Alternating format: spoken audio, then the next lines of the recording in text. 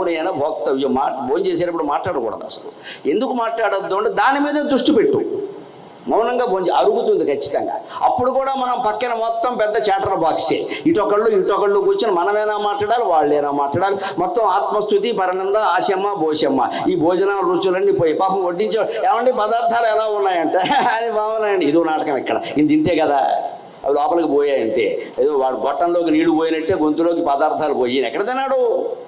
నిజంగా ఆ కాజా బాగుంటే, ఆ గులాబ్ జామ్ బాగుంటే, ఆ అన్నం పరమాన్నం బాగుంటే ప్రతి మెతుకు నువ్వు ఆస్వాదించాల్సింది. అప్పుడైతే మోక్షం కింద లెక్క, వెంటనే అరుగుతుంది ఖచ్చితంగా. దాని మీదే దృష్టి ఉండాలి, దాని మీదే దృష్టి ఉండాలి. ఇంకేం మాట్లాడద్దు. అన్నం పరమాన్నం ఈ మధ్య పడికి చేత కావట్లేదండి, పూర్వం చేసేవారండి, మా అమ్మ చేసేది, ఈ కబుర్లన్నీ అనవసరం. పరమాన్నం తినమని చెప్పాను నేను, వ్యాఖ్యానం చేయమని చెప్పాలా. అదే చెబుతున్నారు శంకరాచార్య. రాగద్వేషం వ్యవస్థితం అన్నారు కదా. ఎప్పుడు ఇంద్రియ